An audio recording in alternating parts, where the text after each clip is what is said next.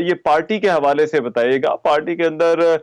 کیا سوچ پائی جاتی ہے انتخابات کو لے کر، تیاریوں کو لے کر، اور یہ جو بیانیے والی بات ہو رہی ہے، اس بیانیے کے حوالے سے جو ایک تاثر بن رہا ہے اس بارے میں؟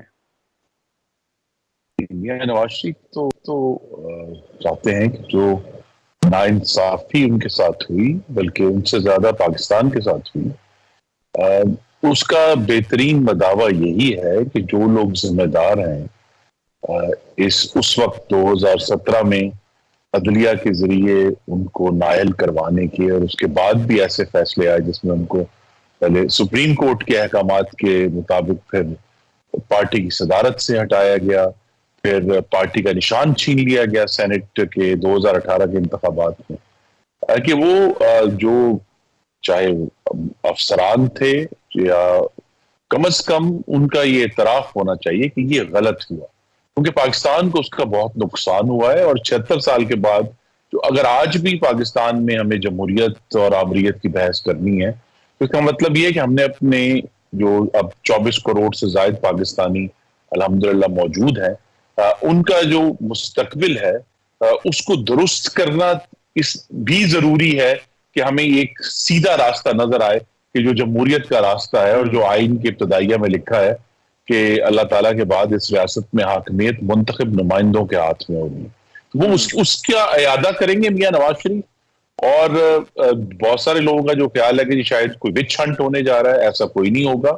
لیکن بہرحال یہ ایک ٹاپک آف ڈسکشن ہے، کیونکہ آج جو ہم بہت ساری مشکلات دیکھ رہے ہیں پاکستانیوں کو، خاص طور پہ جو مہنگائی کا معاملہ ہے یا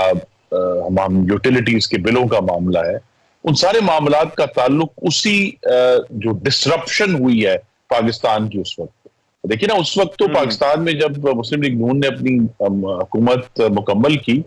تو فوڈ انفلیشن 1% تھی، تو لہٰذا اس وقت کے جو پاکستانی نے جو اس وقت کا ریلیف دیکھا ہے، وہ اب اگر آج اتنی مشکل میں ہے تو انہیں یہ بتانا ہے کہ یہ جو 1% سے ہم اتنی زیادہ مہنگائی پر آئے ہیں، یہ رستہ کہاں سے آیا ہے، اور اسی لیے جو ہے یہ ساری ڈسکشن جو ہے اس کا حصہ ہے۔ لیکن یہ میں آپ کو ضرور کہہ سکتا ہوں کہ میاں نواز شریف کا جو فوکس ہوگا، جہاں وہ اس پر ضرور بات کریں گے، لیکن ان کا فوکس یہی ہے جو آنے والے دنوں میں آپ دیکھیں گے کہ ہمیں پاکستان کو آگے کیسے لے کر جانا ہے۔ یہ صرف یہ اس ڈائیلاگ کا حصہ ہے کہ ہمیں آگے کیسے جانا ہے بطور ایک جمہوریت کے، اور ایک انشاءاللہ خوشحال جمہوریت کے، باعزت جمہوریت کے۔ تو جو آنے والا رستہ ہے اس تک لے جانے کے لیے یا اس میں روشنی دکھانے کے لیے بال ماضی سے کچھ سبق سیکھنا ضروری ہے۔ لیکن سنے والا رستہ تو ہے، لیکن آپ بار بار پیچھے مڑ کر بھی دیکھتے ہیں۔ ایک ایسی کوشش آپ نے پہلے بھی کی ہے، مشرف صاحب والا معاملہ تھا، اور اس وقت بھی یہی ڈسکورس تھا جس ڈسکورس کی بات آپ ابھی کر رہے ہیں۔ تو کیا کہیں ایسا تو نہیں یہ وہی راستہ ہے جس راستے پر آپ پہلے چلے ہیں، اور جو پہلے ہوا اور جو اب آپ کی حکمت عملی ہوگی اس کا موازنہ آپ کس طرح سے کرتے ہیں؟ دیکھیے ہم نے بھی تو اس سے سبق سیکھنا ہے نا، کہ وہ ایک ایسی صورتحال پیدا ہوئی جس کی وجہ سے پارٹی کو پھر 2014 کے دھرنے کا سامنا کرنا پڑا، پھر 2014 سے 17 تک جو ہے ایک مستقل پارٹی کو انڈرمائن کیا جا رہا تھا مقتدرہ کی طرف سے۔ تو لہٰذا یہ ساری چیزیں ہمارے سامنے، اسی لیے آپ دیکھیں گے کہ یہ جو ایک لوگوں کا خیال ہے کہ یہ کوئی بہت بڑی ادھر سختی کی کوئی کیمپین شروع ہونے لگی ہے، میاں نواز شریف جو ہیں بڑے اس معاملے میں اب پاکستان کے سب سے سینئر اس وقت سیاستدان اور اسٹیٹسمن ہیں، تو وہ ایک محتاط رستہ اختیار کریں گے۔ لیکن بہرحال جس طرح میں نے کہا، اگر پیچھے ہمارے رستے میں جو گڑھے آئے اور پتھر آئے، اگر ہم ان سے سبق نہ سیکھیں تو پھر آگے کا رستہ صاف کرنا مشکل ہوگا۔ تو آگے کے لیے بھی اس لیے یہ اس پہ پارٹی جو ہے وہ بہت سیریسلی بیٹھ کر اس پر غور کر رہی ہے کہ ہمیں ایک طرف دیکھیے ایک درمیانی رستہ نکالنا ہے، جس رستے کے ایک طرف فوجی آمریت کی کھائی ہے، ہم اس میں بھی نہیں گرنا چاہتے، دوسری طرف جو عمرانی تجربے کا جو فاشزم ہے وہ بھی ہے۔ تو لہٰذا ان دونوں کھائیوں کے درمیان سے ہمیں قوم کو جمہوریت کا راستہ نکال کر آگے لے کر جانا ہے۔ یہ ایک بڑا توازن کا مطالبہ کرتا ہے، اور میاں نواز شریف سے بہتر شخص کوئی نہیں ہے جو اس کو لے چل سکے. لیکن یہ جو آنے والے الیکشن ہیں اس حوالے سے پارٹیاں لیول پلینگ فیلڈ نہ ہونے کی شکایت کر رہی ہیں. آپ کے جو اتحادی رہے ہیں حکومت میں وہ تک شکایت کر رہے ہیں. تو کیا یہ شکایتیں یہ شکوے ان جماعتوں کے جو یہ کہہ رہی ہیں کہ لیول پلینگ فیلڈ نہیں ہے کیا یہ ٹھیک ہے؟ دیکھیے ہم سب کے کیونکہ انتخابات کا موسم ہے ہم سب کے گلے شکوے ہیں. مسلم لیگ نون کے گلے شکوے ہیں سندھ میں اسی طرح جس طرح پیپلز پارٹی کے پنجاب میں گلے شکوے ہیں. یہ گلے شکوے چلتے رہیں گے لیکن جو اصل مقابلہ ہے جو ہوگا تمام جماعتوں کے درمیان وہ یہی ہوگا جس کا میں نے ذکر کیا کہ کون پاکستانیوں کو یہ قائل کر سکتا ہے کہ ان کے بچوں کے آنے والے مستقبل کس کے ہاتھ میں دینا. کس نے پہلے پرفارم کیا ہے اور دوبارہ پرفارم کر سکتا ہے, کون ماضی میں ناکام رہا ہے اور آگے کیسے جانا ہے. تو لہٰذا یہ جو ایک کیمپین ہے جس کی مسلم لیگ نون کی طرف سے قیادت محمد نواز شریف کریں گے, یہ ہمیں تو فیوچر فوکسڈ رکھنی ہے. پارٹی کا جو اس معاملے میں ویو ہے وہ یہ ہے کہ ہمیں مستقبل کی طرف دیکھنا ہے. اور جو ابھی الیکشن کمیشن نے نئے اعداد و شمار جاری کیے ہیں جس میں تقریباً 45% ووٹر جو ہیں ان کی تعداد یعنی ان کی جو عمر ہے وہ 36 سال یا اس سے کم ہے. تو لہذا وہ جو نئے ووٹرز ہیں ان کو نیا رستہ دکھانا ہے کہ بھئی پاکستان نے اس طرح آگے جانا ہے اور یہ جمہوریت کا راستہ ہے, یہ وفاقیت کا راستہ ہے. لیکن اس میں بہت بڑا رول جو ہے کہ کون سی پارٹی اکنامک گروتھ میں جس کی کریڈیبلٹی ہے, کس نے ملک کا انفراسٹرکچر ڈیولپ کیا ہے کہ پاکستان گرو کر سکے. یہ بہت ساری باتیں ہیں. تو اصل مقابلہ وہاں ہونا ہے, شکایتیں گلے تو چلتے رہیں گے. لیکن دیکھیے وہ تو بات آپ کی ٹھیک ہے خرم صاحب. اس وقت پاکستان میں جو حالات ہیں جن معاشی بھنوروں میں ہم پھنسے ہوئے ہیں, آپ کو لگتا ہے کہ کوئی بھی جماعت اکیلی یا جماعتیں مل کر جو ہے وہ اس سے پاکستان کو نکال سکتی ہیں اور صلاحیت ہے جو بھی حکومت آتی ہے, یا اگر مسلم لیگ نون کی ہی حکومت آ جاتی ہے؟ پہلی تو ہماری پوری کوشش ہوگی اور محنت ہوگی, اللہ تعالیٰ سے دعا ہوگی کہ پاکستان کی عوام ہمیں اپنی اکثریت عطا کریں جس طرح انہوں نے 2013 میں کی. اس کے بعد جب ایک دفعہ مسلم لیگ نون کی اپنی حیثیت مضبوط ہوگی تو پھر کوئی حرج نہیں ہے کہ اس میں دوسری جماعتیں بھی اگر شامل ہونا چاہتی ہیں. بہت مشکل فیصلے آ رہے ہیں پاکستان کے معاشی مستقبل کے لیے خاص طور پہ, لیکن خارجہ پالیسی میں بھی بہت مشکل فیصلے آ رہے ہیں جو ہم نہ صرف امریکہ اور چائنا کے درمیان جو تناؤ ہے بلکہ مشرق وسطیٰ کے ممالک کا جو اب اسرائیل کے ساتھ تعلقات کا بڑھنا ہے, اس میں گہرائی آنا ہے, وہ ہمارے لیے بھی چیلنج ہے کیونکہ وہ ہمارے بھی بہت دوست ہیں جو مشرق وسطیٰ کے عرب ممالک ہیں. تو اس طرح کے بہت سارے چیلنجز ہیں جس پہ ہماری تو یہ خواہش ہوگی کہ جتنی بھی جماعتیں ہمارے ساتھ شامل ہونا چاہتی ہیں وہ ہوں, لیکن مسلم لیگ نون کی اپنی اتنی بڑی موجودگی ہو قومی اسمبلی میں اس کے ذریعے ایک مستحکم حکومت جو ہے وہ ہم لے کر چل سکیں. لیکن یہاں جہاں سے آپ نے آغاز کیا تھا رحمان صاحب, اس کا ذکر پھر آ جاتا ہے کہ اگر ہمیں سبق سیکھنا ہے تو 2013 میں بھی مسلم لیگ نون کے پاس ایک مضبوط اکثریت پاکستان کی عوام نے انہیں دی تھی, لیکن اس کے باوجود جس قسم کے اوپر حملے ہوئے دھرنے کے ذریعے, عدلیہ کے ذریعے, میڈیا کے ذریعے,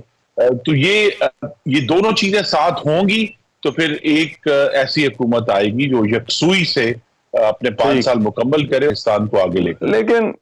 دیکھیے خرم صاحب اس وقت سب سے بڑا مسئلہ لوگوں کا مہنگائی ہے. تو جو ہم صلاحیت کی بات کرتے ہیں, کیا نون لیگ کے پاس اس کا کوئی علاج ہے؟ ہمارے پاس 2-3 باتیں ہیں جس میں ہمیں مہنگائی کا توڑ کرنے کے 2-3 طریقے ہیں جو کہ ہم پہلے بھی استعمال ہوئے ہیں. ایک تو یہ جس کے اوپر بڑی کرٹیسزم بھی ہوا ہے اور بڑی کو, لیکن بہرحال پاکستان کے ماحول میں جب تک روپے کی قیمت مستحکم نہیں ہوتی تب تک پاکستان کی مہنگائی نہیں رکتی. ایک تو یہ ایشو ہے. دوسرا, آنے والی حکومت کے لیے بہت بڑا چیلنج ہے کہ یہ جو ابھی پاکستان کی سرحدوں کے اوپر ڈالر کا جو آؤٹ فلو تھا اس کو اب روکنے کا انتظام ہے تو اس کو مستقل کرنا ہے. یہ اب چند دن کا کھیل نہیں ہے کہ آپ چند دن اس کو کریں اور پھر آپ سمجھیں کہ کام پورا ہو گیا. ان کے افغانستان میں جو صورتحال ہے اس میں تو مستقل طور پہ پاکستان سے ڈالرز جو ہیں ان کا آؤٹ فلو ہوگا. اس کو روکنا پاکستان کے اندر وہ بھی ایک بہت بڑا چیلنج ہے. اور دوسرا یہ ہے کہ یہ جو مختلف کموڈٹیز ہیں, دیکھیے یہاں ہم مہنگائی کا ذکر کرتے ہیں لیکن جو بات کم توجہ میڈیا میں آتی ہے, کیونکہ کمپلین کرنا یا شکایت کرنا زیادہ سیاسی طور پہ کارآمد سمجھا جاتا ہے, کہ پاکستان کے جو کاشتکار تھے اس دفعہ گندم کے, انہیں بہت اچھی قیمت ہماری حکومت نے دی تھی, جو 15 جماعتوں کی حکومت تھی. تو وہاں پاکستان کے جو دیہاتی علاقے ہیں جہاں 4,000 روپے یا 3900 روپے کے حساب سے گندم خریدی گئی ہے, وہاں معاشی حالات نسبتاً بہتر ہیں شہروں کے مقابلے میں. تو لہذا وہاں بھی یہ ایک ایشو ضرور ہے. ہم شہر میں کھڑے ہو کے کہتے ہیں کہ آٹا مہنگا ہے, لیکن اس کے بینیفیشریز بھی پاکستان کے دیہاتی علاقوں میں, پنجاب میں اور سندھ میں اور خیبر پختونخوا میں, ایون بلوچستان کے کچھ حصوں میں جہاں گندم اگتی ہے, انہوں نے اس کا فائدہ لیا. تو وہ ایک بمپر کراپ ہوئی تھی. ہمیں اس دفعہ کاٹن کی بھی بمپر کراپ ایکسپیکٹڈ ہے. تو لہذا یہ جو بیلنس ہے اصل میں جو ہمیں جس چیز کی ہم سب کی تلاش ہونی چاہیے کہ کیسی مضبوط حکومت آئے جو جس کے اوپر پھر شکوک و شبہات نہ ہو, اور وہ یکسوئی سے پاکستان کے معاملات کو جب مینج کریں گے جس طرح ہم نے 2013 سے 18 میں کیا تھا. تو اس وقت میں آج تو وہ خواب لگتا ہے کہ 2015-16 کا جو سال تھا اس میں 2.8% مہنگائی تھی اوور آل پاکستان کی. تو لہذا وہ بھی مسلم لیگ نون کا کریڈٹ ہے. تو ہماری ٹیم ہی کیپیبل ہے جو پاکستان آگے لے کر جا سکتے ہیں. لیکن پارٹی اب جبکہ انتخابات میں جانے کی تیاری کر رہی ہے اور ایک طرف احتساب کی باتیں ہو رہی ہیں, نام لیے جا رہے ہیں, تو دوسری طرف اسے اپنے اسٹیبلشمنٹ کے ساتھ تعلقات کے حوالے سے بھی کوئی برین سٹارمنگ کرنی ہے. پارٹی کے اندر کیا رائے پائی جاتی ہے, کس طرح کے تعلقات اسٹیبلشمنٹ سے چاہتے ہیں بطور پارٹی, اور اگر یہ جو آپ باتیں کر رہے ہیں اگر آپ حکومت میں آ جاتے ہیں؟ جی اس کا بھی جو اعادہ ہے وہ تو قائد محترم نواز شریف ہی آ کر کریں گے, لیکن اگر پاکستان کی عوام نے انشاءاللہ ہمیں منتخب کیا تو پھر ہمیں ایک بطور ادارہ ان کا جو احترام ہے وہ کرنا ہے. ان کے ساتھ خاص طور پہ خارجہ پالیسی میں اور سیکیورٹی پالیسی میں گفتگو جاری رکھنی ہے, کیونکہ ہمارے مشرق میں ہندوستان ہے, مغرب میں افغانستان ہے, اور جن کے ساتھ ہمارے تعلقات کا جو معاملہ ہے وہ بڑا گمبھیر ہے اور مشکل ہے. لیکن اس میں جو گائیڈ لائن ہے وہ خود میرے خیال میں تو اب اسٹیبلشمنٹ میں یہ احساس ہو چکا ہے. اور اگر آپ جنرل قمر باجوہ کی جو آخری تقریر ہے وہ اس کو دوبارہ دیکھیں تو آپ کو انہوں نے اس کا برملا اعتراف کیا ہے کہ یہ جو سیاسی انجینئرنگ کی کوشش کی تھی جس کے نتیجے میں عمران خان کو مسلط کیا گیا پاکستان کے اوپر, وہ سیاسی انجینئرنگ اب تو خود اسٹیبلشمنٹ کی طرف سے بھی وہ اس میں سے محسوس تو یہی ہوا ہے جو ساری گفتگو ہم سن رہے ہیں کہ وہ اس سے پیچھے ہٹنا چاہتے ہیں. تو یہ پاکستان کے لیے خوش آئند ہے کہ جو پاکستان کی افواج ہیں جو ہماری سرحدوں کے محافظ ہیں اور سرحدوں کے اوپر بڑے سیریس ایشوز بنے ہوئے ہیں, کہ وہ آ کر اس کو اپنی سرحد اپنا کام کریں, جو انہوں نے ان پٹ دینا ہے مختلف معاملات میں وہ بھی دیں, لیکن جو آگے لے کر چلنے کا معاملہ ہے, ملک کو چلانے کا معاملہ ہے, وہ جس طرح آئین میں لکھا ہے وہ منتخب نمائندوں کے حال ہوگا. وہ ویسے ہونا چاہیے. بہت شکریہ